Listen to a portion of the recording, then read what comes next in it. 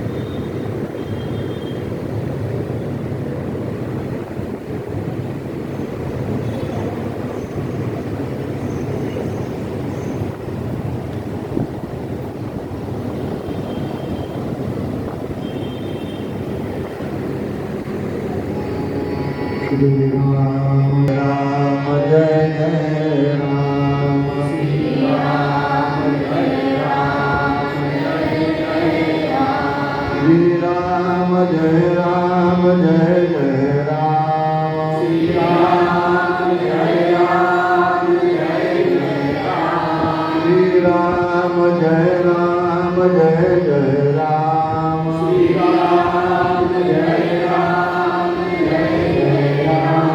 Shri Ram Jai Ram Jai Jai Ram Shri Ram Jai Ram Jai Jai Ram Shri Ram Jai Ram Jai Jai Ram Shri Ram Jai Ram Jai Jai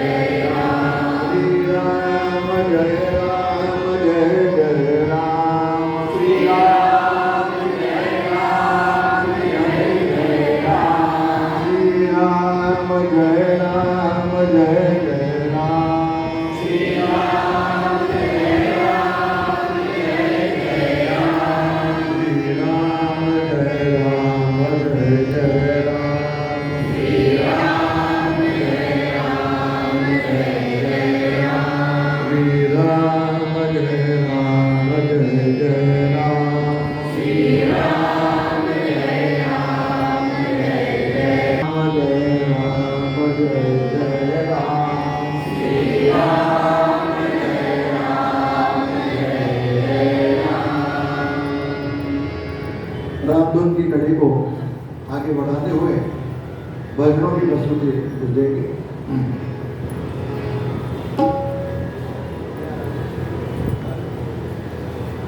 शुरुआत अपन आज हनुमान चालीसा से करते हैं। बहुत ही हर्ष का विषय है। महाराष्ट्र ब्राह्मण सभा का आज नवनिर्मित भवन, इतना सुंदर भवन, इतनी सुंदर व्यवस्थाएं और उसमें रामधुन करने का ये सौभाग्य हमें प्राप्त हो रहा है। एक बार सभी ब्राह्मण सभा के सभी पदाधिकारियों, उसके दानदाताओं के लिए और जिन जिन ने भी तन मन धन से इसको सहयोग करके इस बिल्डिंग को खड़ा किया है, उनके लिए अपन करतल ध्वनि से एक बार तालियां। बहुत ही सुंदर व्यवस्था।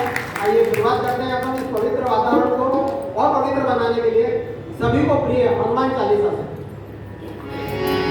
श्री गुरु चरण सरोज निज मन मुकुर सुधार बरनौ करबो विमल यश जो दायक फलदार बुद्धि नतनु जाने सुमिरो पवन कुमार बल बुद्धि विद्या देहु हरहु कलेश विकार जय हनुमान ज्ञान गुण सागर जय कपीश तिहुँ सरुजा राम दूत तुलित बल धामा अंजनी पुत्र पवन सुत महावीर विक्रम बजरंगी सुमति निवार सुमति के कंचन वरण विराज सुबेसा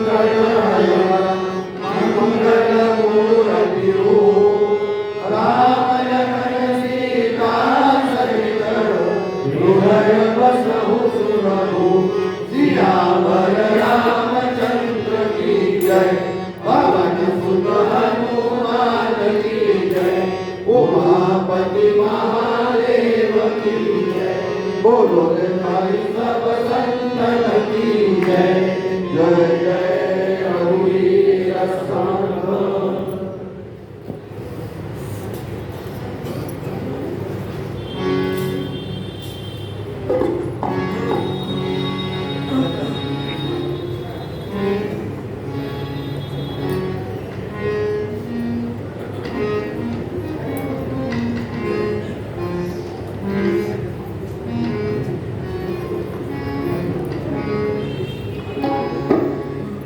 कुछ भजनों की प्रस्तुति हमारे सभी की पहचान जिनको सभी लोग जानते हैं, डॉक्टर मीना जोशी जी कामरूप परिवार से जुड़ी हुई हैं, उनके द्वारा पहले भजन की प्रस्तुति।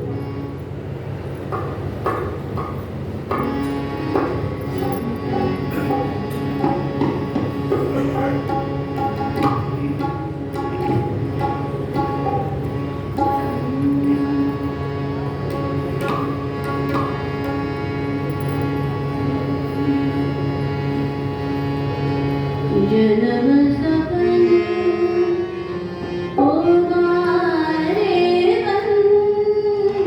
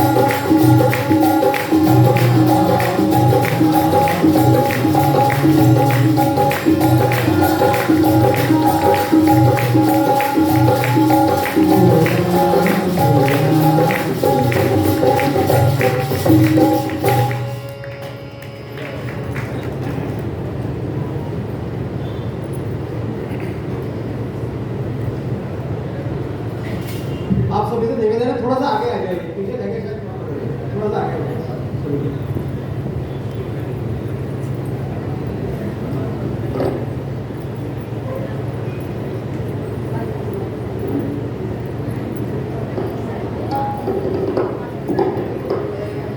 अनिकेत तारलीकर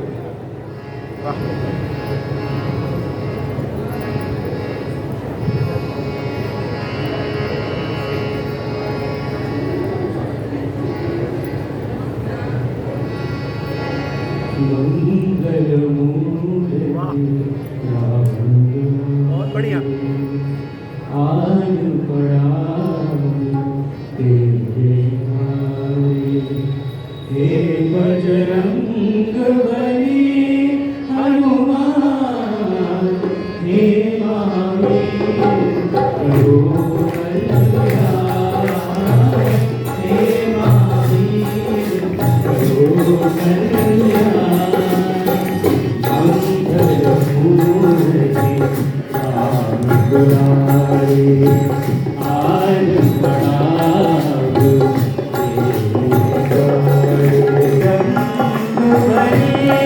हनुमान हे महावीर करो कल्याण हे महावीर करो कल्याण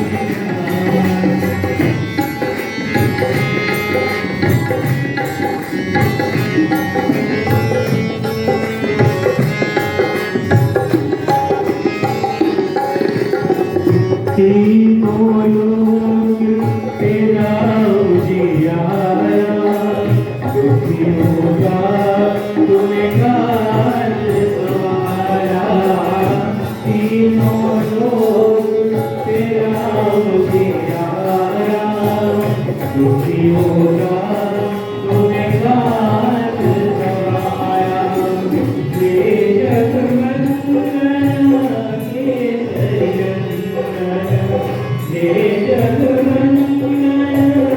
ये मंगल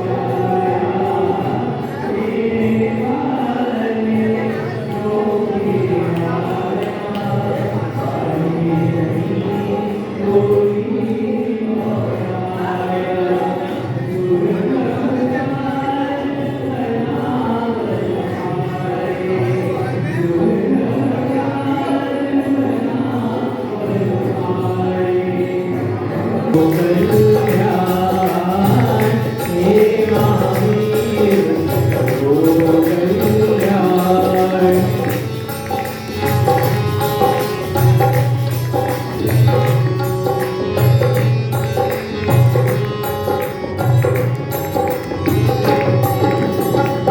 तेरा सुमिरन हनुमत वीरा से रोग हरे सब पीरा तेरा सुमिरन हनुमत वीरा से रोग हरे सब पीरा राम लखन सीता मन बसिया राम लखन सीता मन बसिया शरण पड़ेगा ये ज्ञान शरण पड़ेगा ये ज्ञान मंगल मूर्ति साधु तुम्हारे आज बड़ा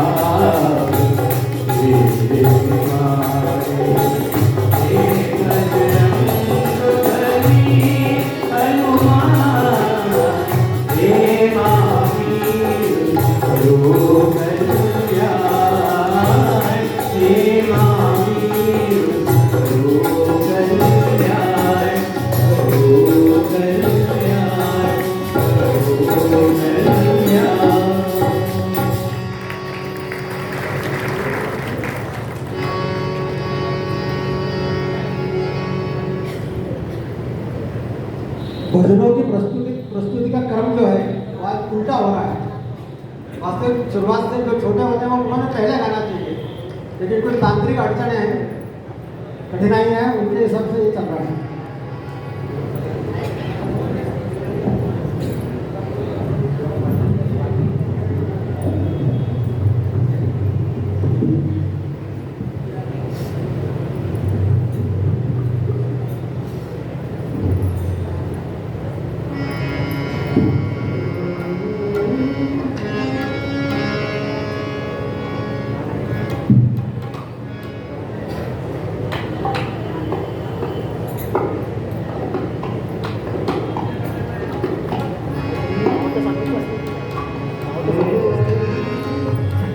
राम नाम तो सब कहे, भगता दूर और राम नाम तो सब कहे, भगता दूर और बिना प्रेम नीचे नहीं, बिना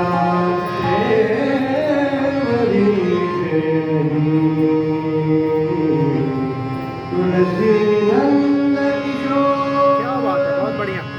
कर करे सुहास कर, कर करे सुहास कर, आज है तेरे साथ, कर करे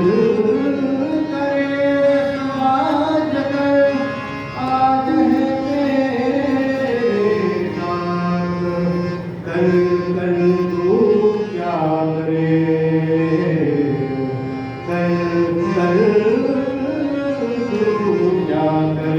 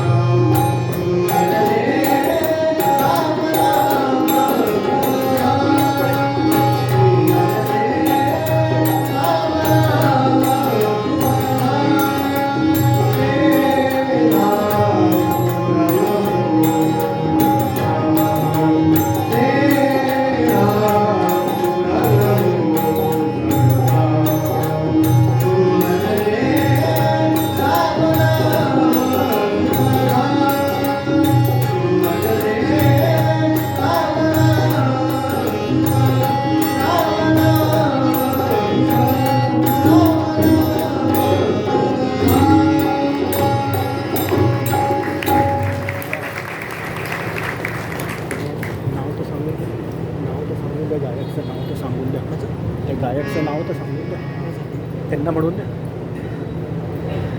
गायक का नाम तो बता. हाँ हाँ तुमको बोल तो दो, गायक का नाम तो बता दो.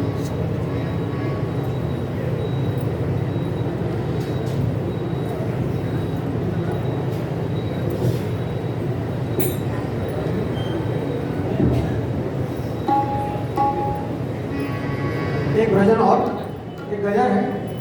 कोणी गोविंद म्हणा, कोणी गोपाळ म्हणा, रघुनंदन. आपण सौ बिना दोषी. इस पे बोलने का तो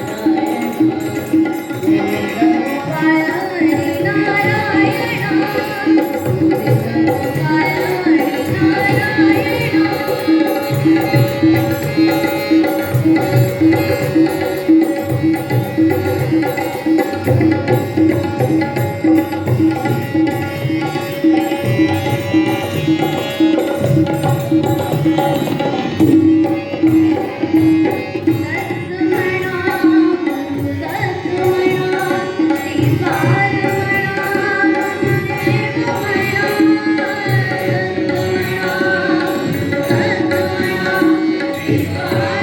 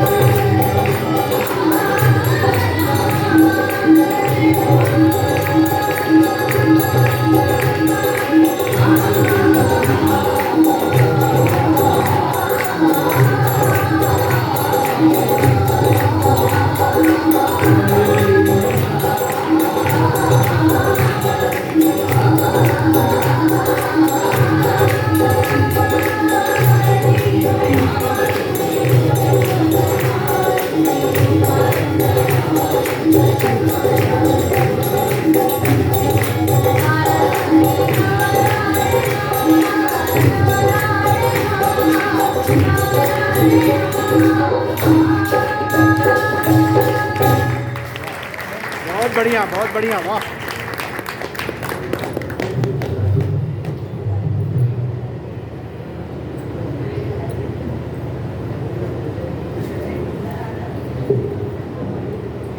थोड़ा समय कम है, 15 मिनट लगभग विलंब से प्रारंभ हुआ है। थोड़ा सा चिंतन क्षण ज्येष्ठ भ्राता राघवेंद्र जी रखेंगे। सभी महाराष्ट्र ब्राह्मण सभा के पदाधिकारियों को साधुवाद।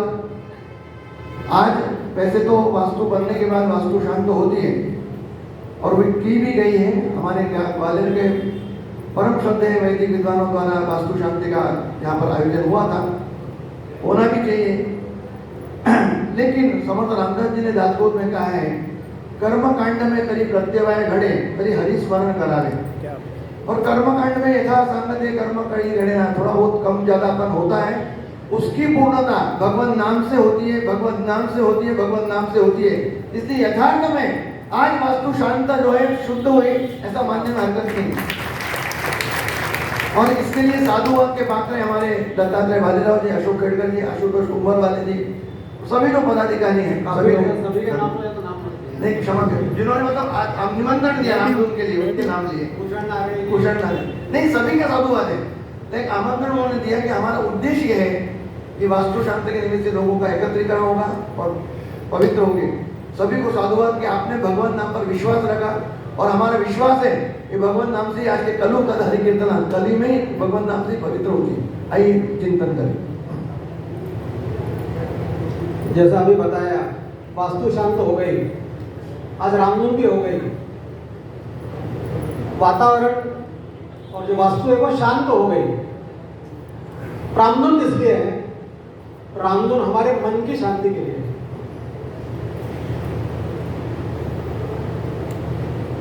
अभी ये जो समय चल रहा है, पिछले 8-10 दिनों का बड़ा पवित्र काल चल रहा है।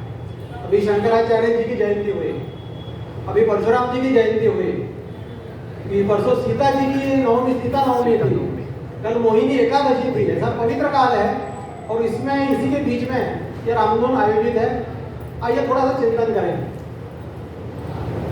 महाराष्ट्र ब्राह्मण सभा, जैसे कि सभी को मालूम है, महाराष्ट्रीय ब्राह्मणों की ये संस्था है, ये बिल्डिंग है, ये वास्तु है, वगैरह वगैरह। ब्राह्मण शब्द का क्या अर्थ है? कभी आपने सोचा है क्या?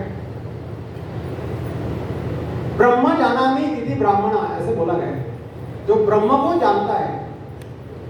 देखिए हमारी जो संस्कृति है ना, हिंदू संस्कृति या वैदिक सनातन संस्कृति जो है ना, ये सब सर्वश्रेष्ठ संस्कृति है। ऐसा बोलते हैं कि संसार में 48-49 संस्कृतियां हुई, समय के साथ में सारी विलुप्त हो गई, क्योंकि उसका कारण ये था, जो उसका आधार था ना, जो विचारभूत जो आधार था, जो विचारों से बनता है, वो कहीं तो भी परिपक्व था।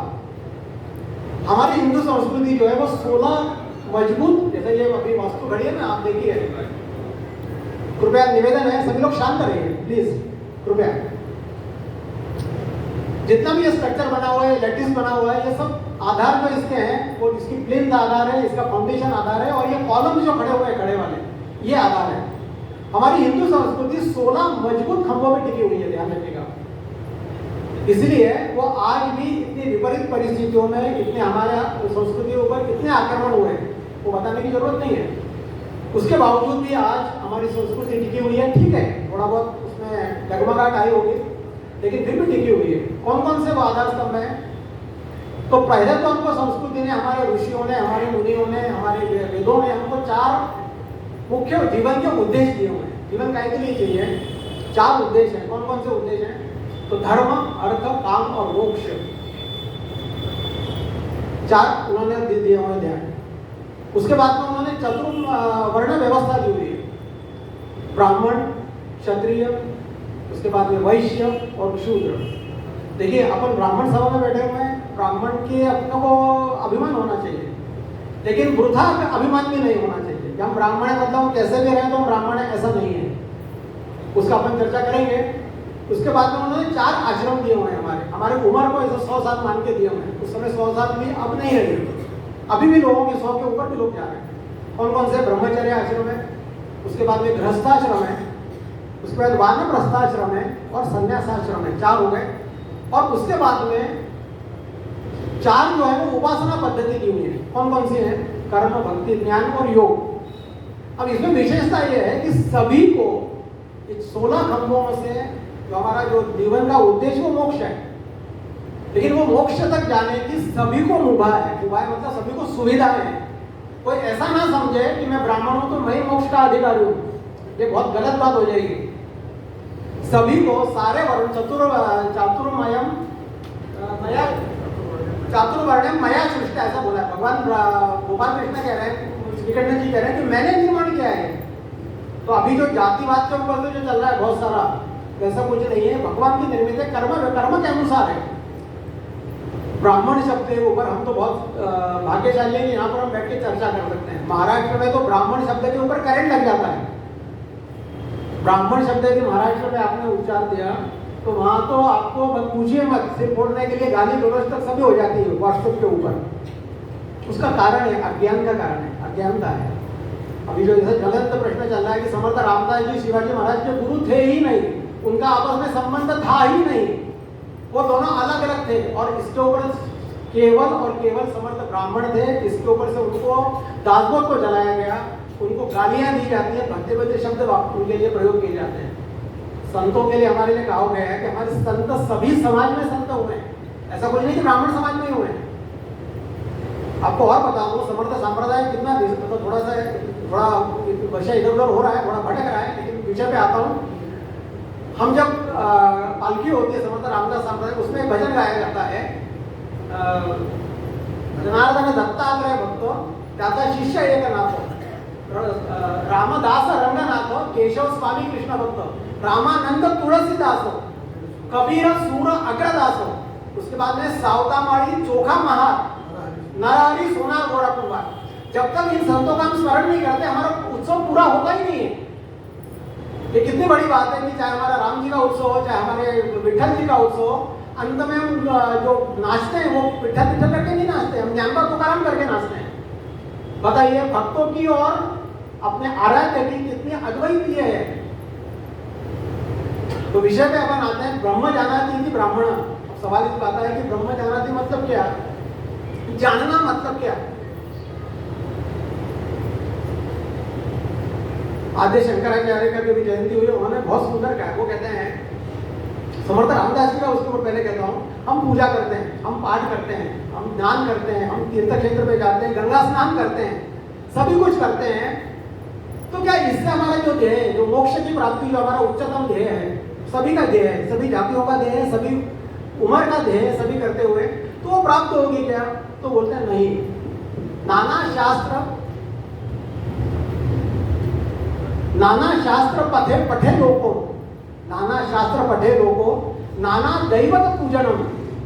समर्थ रामदास जी कहते हैं आत्मज्ञानम, भगवान कृष्ण का वाक्य है, लेकिन दासबोध में उन्होंने किया हुआ है, उद्धृत किया हुआ है।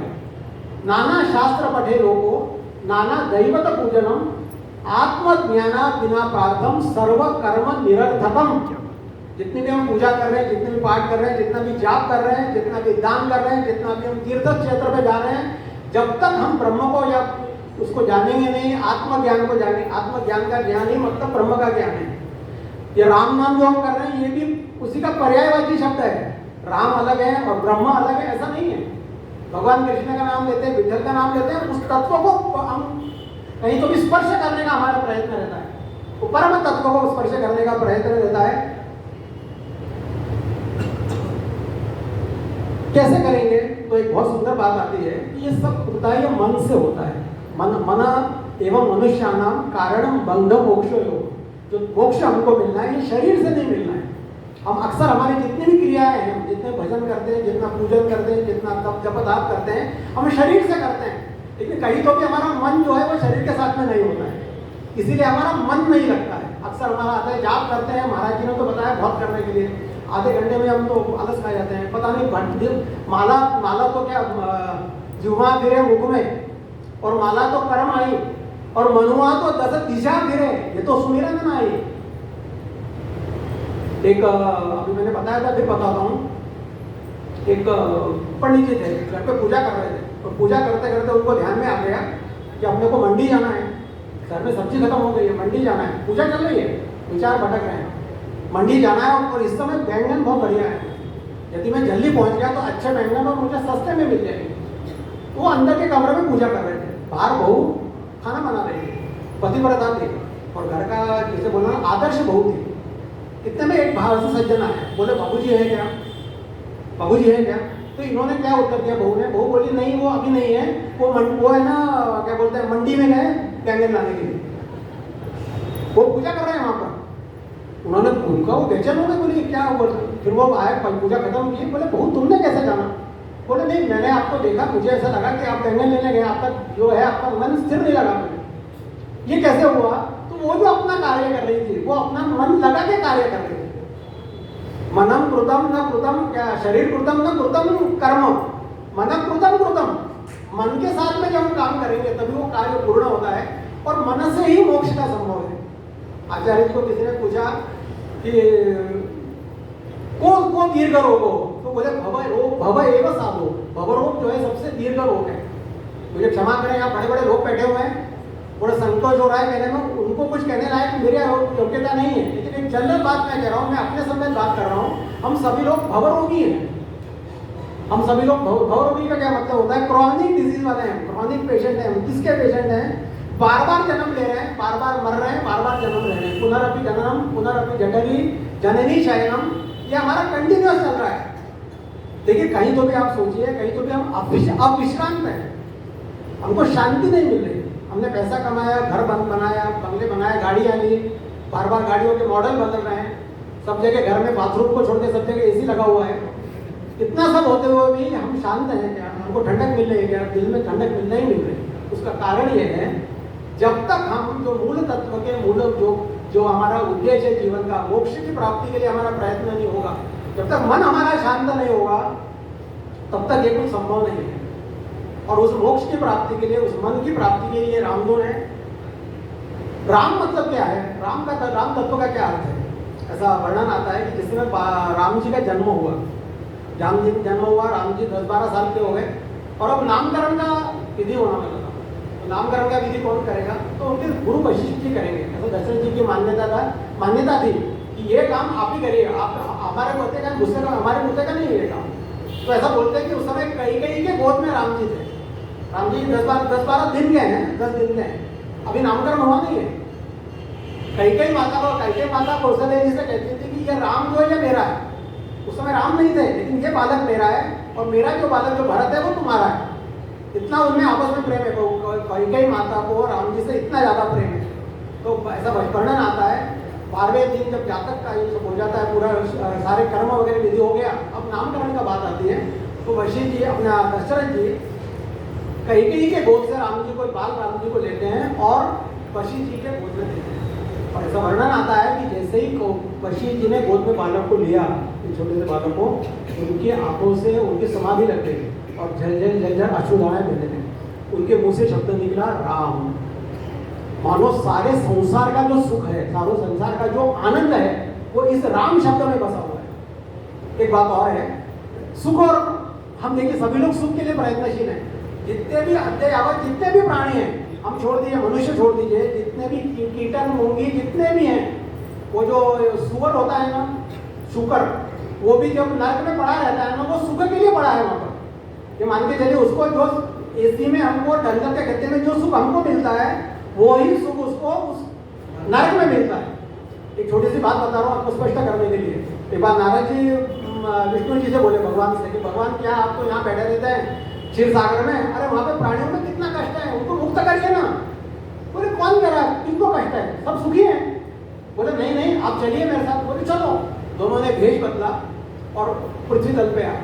सबसे पहले वो आए, वहाँ पर वो जो शुकर थी, सुअर थी, वो वहाँ पर लेटी हुई थी और उसके 21 बच्चे, छोटे छोटे बच्चे वहाँ पर खेल रहे थे, नर्क में पड़ी हुई थी। बोले प्रभु देखो क्या स्थिति है इनकी, देखो आप नर्क में पड़ी हुई है। तो बोले ठीक है पूछो तुम।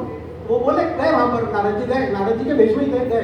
बोले ऐसा ऐसा माता, मैंने सोचा है अभी महाराज जी भगवान जी आए, तत्व के परमेश्वर आए हुए हैं, तुमको मुक्त करने के लिए आए हुए हैं, तुम तो हाँ बोलो। बोले नारद जी क्या कोई सुबह से मिला नहीं क्या आपको कोई? बोले आपको क्या दिक्कत है? बोले मुझे दिक्कत नहीं है, मेरी तुम्हारी दिक्कत मुझे देखी नहीं जा रही। बोले ऐसा आपको प्रतीत हो रहा है मैं सुखी हूँ? मैं यहाँ पर नर्क में पड़ी हूँ, मेरा यही है, मैं सुखी हूँ और ये मेरे बच्चे खेल रहे हैं, अभी इनको मुझे बड़ा करना है, पढ़ाना है, लिखाना है, वगैरह वगैरह वगैरह। आपको कोई मिला नहीं क्या? नारद जी का चेहरा इतना सा हो गया। तो अद्य अवर जितने भी प्राणी हैं सभी सुख के लिए दौड़ रहे हैं। सुख और आनंद में क्या फर्क है? देखा, अभी मैं चारुदत्त जी आफरे का सुन रहा था, जैसे जिसका जो है ना प्रवचन मतलब परवचन है, मेरा कुछ भी नहीं है, कहीं से पढ़ा, कहीं से सुना, कुछ इनसे किया, कुछ उनसे किया, ये आपके सामने सब रख रहा हूँ। तो उनको पूछा क्या, तो उन्होंने बताया बहुत सुंदर, एक लड़का है, बच्चा है, और उसके स्कूल में, उसके क्लास में एक किसी का बर्थडे है, तो उसने टॉफियाँ बांटी, मिल्क केक बांटा होगा, क्या अपना मिल्क बार बांटा होगा वगैरह, मिल्क बार ना, कैंडी बार वो बांटा उसने। तो वो क्या, बाकी लोगों ने खा लिया, उसने अपने जेब में रखा उसने, और घर पे आया। घर पे आने के बाद में उसका छोटा सा भाई है, तो उसने क्या किया, अपना बस्ता रखा, जूते मोजे निकाले और वो कैंडी बार उसने अपने छोटे भाई को दिया। छोटे भाई ने वो बड़ा खुश हुआ और उसने उसको लेके खाने लगा। अब देखिए सुख किसको मिला? सुख मिला वो छोटे बच्चों को जो कैंडी खा रहा है वो। आनंद किसको हुआ? आनंद उसके चेहरे को हुआ, बड़े भाई आनंद उसको हुआ, सुख इसको मिला। तो वस्तुतः हमारा जो प्रयत्न है सुख के लिए चल रहा है, लेकिन जो सुख का परिवर्तन जब सुख में क्या होता है, आनंद सुख में भी होता है, सुख में भी आनंद होता है, लेकिन वो क्षणिक मात्र होता है। आज हमने नया मकान बनाया, एकदम सुखी सुख है, दूसरे दिन मालूम पड़ा वो टपक रहा है। एक सज्जन ने बॉम्बे में बहुत पैसा खर्च करके फ्लैट लिया 10वें मंजिल पर, और वास्तु शांति हुई और बड़े खुश थे वो। इतने में क्या हुआ कि वहां पर एक छिपकली दिखी उनको, 10वें मंजिल पे छिपकली नए फ्लैट में दिखी। उनका मूड ही ऑफ हो गया, सब सुख सब बराबर हो गया। बोले छिपकली यहाँ कहाँ पे? 10वीं मंजिल पे नए मकान में, नए फ्लैट में, बॉम्बे जैसी जगह पर उसको छिपकली दिखे। जरा सी बातों में हमारा सुख का परिवर्तन दुख में हो जाता है, जरा से कारणों में। हमारा रामधुन जो है वो रामधुन इसलिए है कि परिस्थिति नहीं बदल सकती। जो परिस्थितियां हैं हमें, उसमें हमारी मनस्थिति को बदलने का नाम रामधुन है। हम अपनी रामधुन जो है, अपनी मनस्थिति हम रहे कैसे? चिंताएं हमारे सभी को सताती हैं, ऐसा कोई नहीं किसी को चिंता ना सताती हो। रात में सो रहे हैं, सारा चिंताएं हमको लगी हुई है और उसके बीच में हमको नींद आ जाती है। सुबह उठते हैं हम तो चिंताएं नहीं थी क्या? चिंताएं थी, लेकिन उस समय के लिए चिंताएं थी, लेकिन कुछ समय के लिए वो चिंताएं हमने बाजू में रख दी थी। हमको शरीर में रहते हुए चिंताएं हमको रोज ही सताएंगी, नित्य नहीं सताएंगी। रोज की नई परिस्थितियां विपरीत होंगी, मान के चलिएगा। यदि आप रामधुन कर रहे हैं तो और विपरीत होंगी। और सुन लीजिए, आप ऐसा मत समझिए कि रामधुन करने से मेरा सब सही हो जाएगा, कुछ नहीं होगा। लेकिन मनस्थिति आपकी सही होगी, मन शांत होगा। मन में आपको एक बात आती है, मन मतलब क्या है? मन भी देखें थोड़ा सा, मन को क्या है? तो चित्त, मन, बुद्धि, चित्त और अहंकार, ये 4 चीजें बताइए। मन जो है ना, मन मतलब मन को इंद्रिय माना है, अदृश्य इंद्रिय है। हमारे 5 कर्मेंद्रिय हैं, 5 ज्ञानेंद्रिय हैं और 11वां जो है वो मन है। जब तक मन है ना तब तक ये इंद्रिय किसी काम के हैं। तो मन नहीं है ना तो 11 - 10 = 0 हो जाता है। तो मन मतलब क्या है? एक बालक है और एक सरोवर है। एक सरोवर, ठीक है ना? सरोवर शब्द बराबर है ना? सरोवर तालाब है, तालाब में पानी स्थिर है, उसमें वो बैठा एक कंकड़ डालता है, उठा के पत्थर डालता है, कंकड़ डालने से क्या हो रहा है? उसमें ऐसी लहरें उठ रही हैं।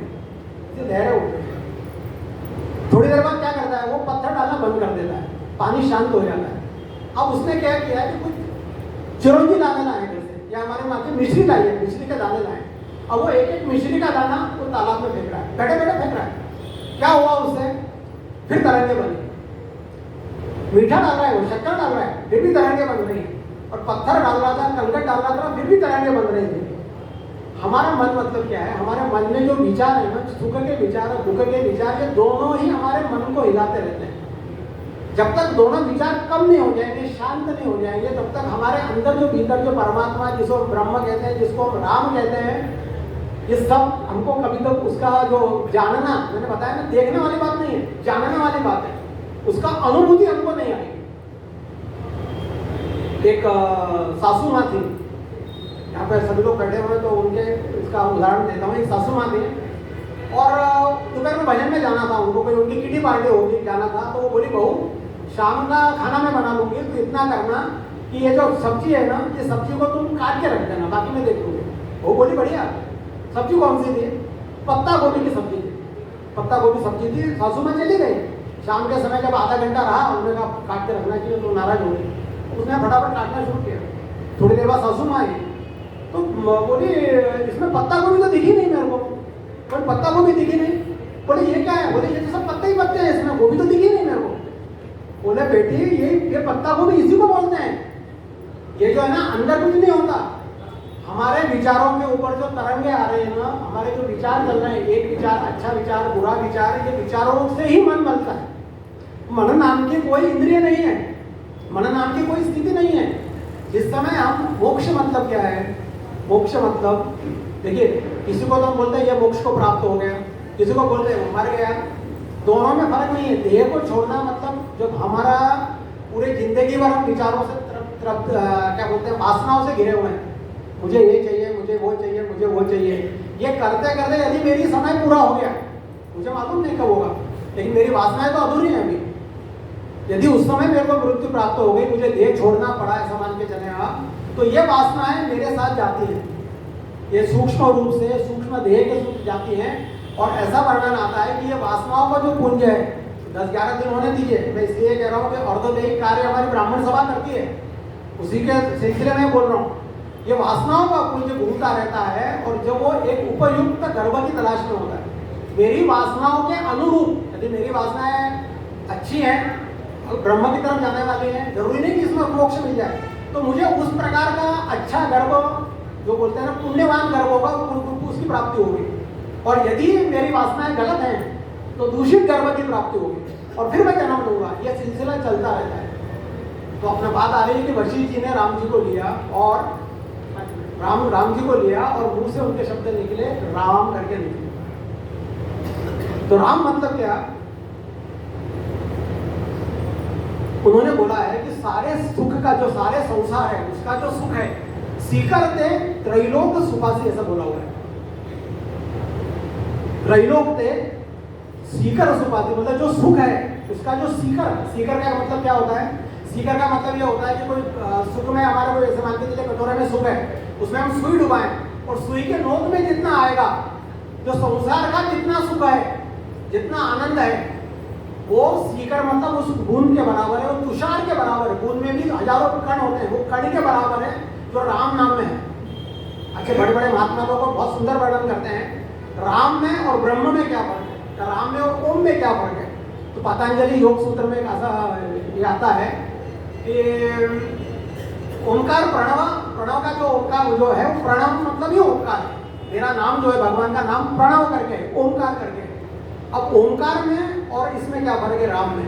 तो राम जब जपते हैं, अपन शॉर्ट में आते हैं, राम जब हम जपते हैं तो उसमें लिए कोई बंधन नहीं है, शरीर का बंधन नहीं है, मन का बंधन नहीं है, पवित्रता का बंधन नहीं है। किसी हमारा नहाए, हम ना नहाए, कैसे भी हो, हम सुख में हैं, हम दुख में हैं, हम सतत उसका स्मरण करें। जबकि ओंकार का जब जब होता है उसके लिए एक विशिष्ट उसकी मर्यादा है। उन मर्यादाओं में यदि हम जब करते हैं तो भी उसका परिणाम मिलेगा। इसके बढ़कर नाथ महाराज ने, एकनाथ महाराज ने सुंदर वर्णन किया हुआ है। एक मराठी में अपन कहते हैं झिजलेलं तूप। जब तूप हमारा, जब हम ये करते हैं घी बनाते हैं, घी बनने के बाद वो जम जाता है। अब इन दिनों में नहीं जमेगा, सर्दियों में जमता है। वो जमा हुआ घी और पतले घी में जो स्वाद में फर्क है, वो फर्क ओंकार और राम में है।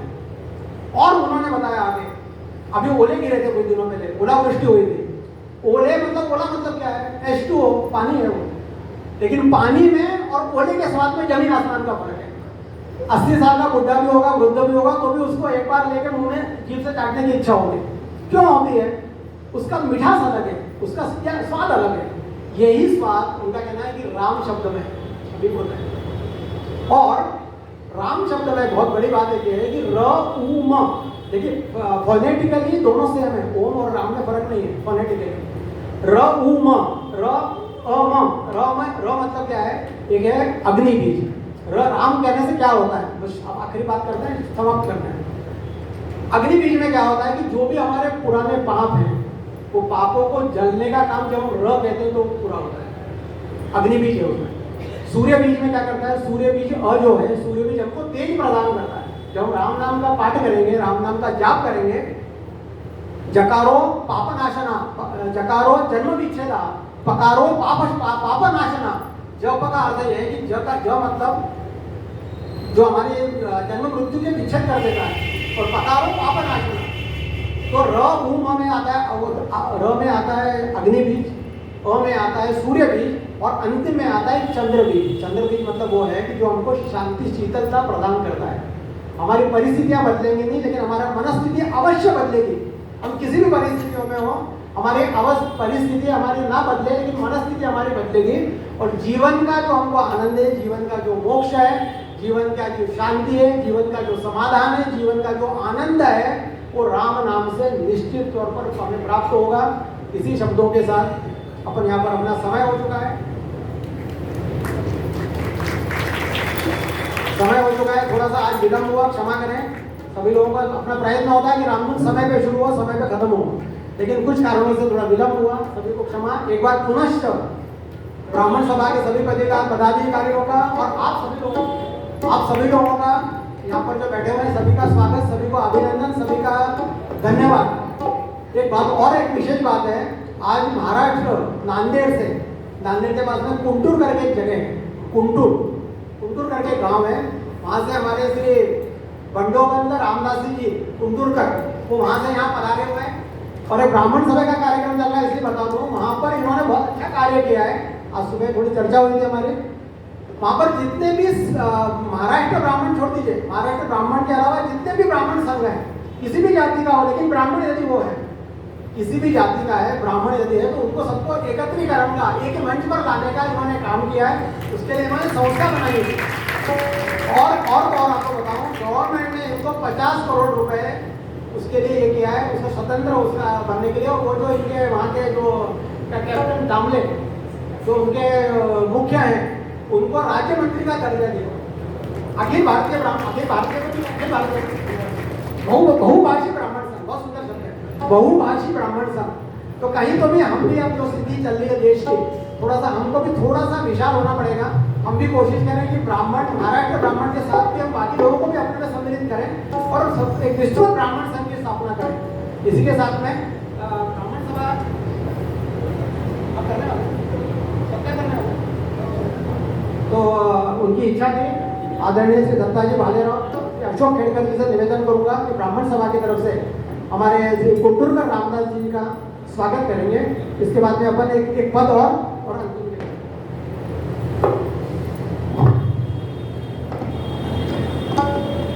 केवल मैं 2 मिनट लूँगा आपके।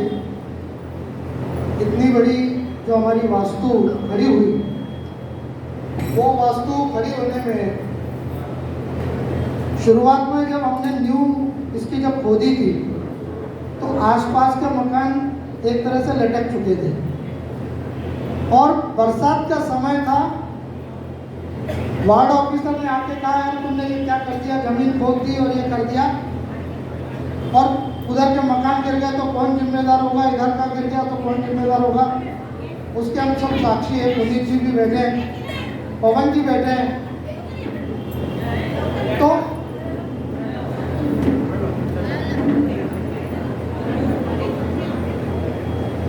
हमने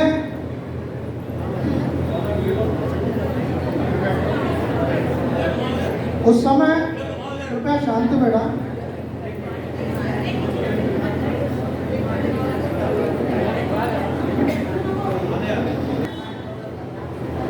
बावन सुंदरकांड पूरे साल में करने का एक संकल्प लिया, और हनुमान जी से प्रार्थना की कि इस पूरे भवन को बनाने के लिए आप हमारे साथ पूर्ण रूप से रहें।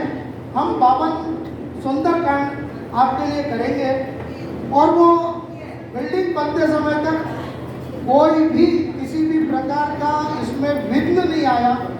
बरसात भी हुई, पानी भी उसमें भरा, लेकिन कार्य पूर्ण रूप से हमारा चलता रहा।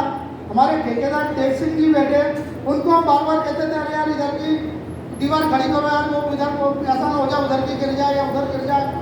लेकिन हनुमान जी महाराज ने वो सब अपने ऊपर लिया, और वो हनुमान जी महाराज की ही प्रेरणा से उन्होंने कहा, मेरी तुमने तो सुंदरकांड कर दिया, अब एक रामधुन भी होना चाहिए। इसलिए ये रामधुन का भी आयोजन उन्हीं की कृपा से हुआ है। इसलिए आज हम बहुत दिनों से चाह रहे थे कि रामधुन हो, लेकिन हनुमान जी का कहना था जब तक पूर्ण बिल्डिंग नहीं बनेगी तब तक रामधुन नहीं होगी। ये रामधुन तब करूँगा जब पूरी हमारी बिल्डिंग तैयार होगी। तो ये बिल्डिंग आज हनुमान जी महाराज की कृपा से और भगवान श्री राम की प्रेरणा से ये पूर्ण भवन तैयार है। आप सब लोग उसका निरीक्षण कर सकते हैं और उसको देखें। अब मैं हमारे खेड़कर साहब से, अशोक खेड़कर अध्यक्ष जी, हेमंत खेड़कर जी, पुनीत जी आप आए। हमारे नांदेड़ से पधारे हुए जी हमारे रामदासी जी, इनका शॉल श्रीफल से उनका स्वागत करें।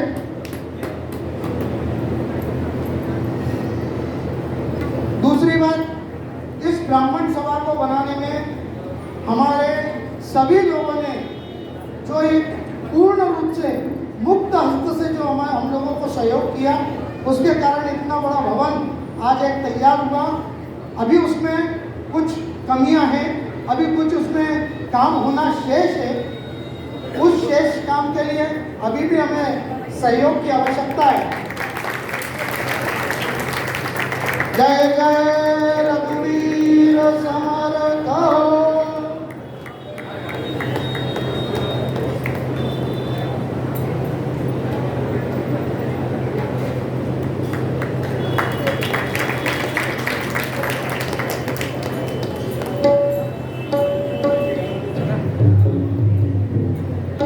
सभी का रामधुन के बीच में स्वागत है।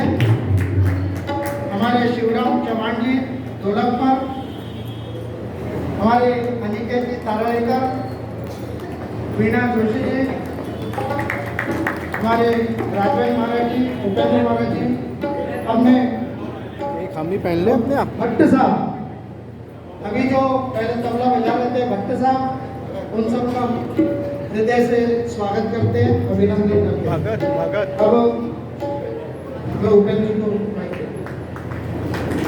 5 मिनट का अंतिम संकीर्तन समाप्त। एक मिनट और बस।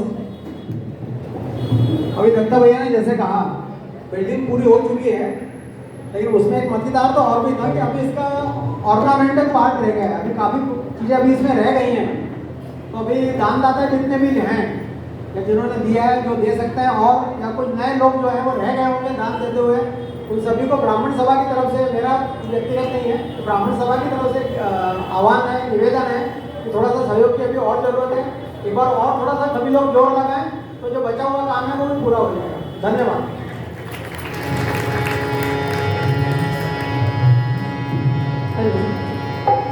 बोलो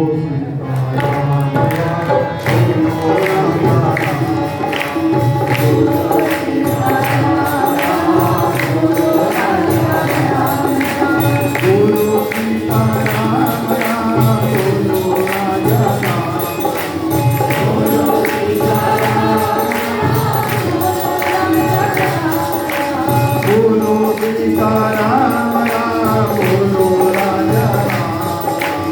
बोलो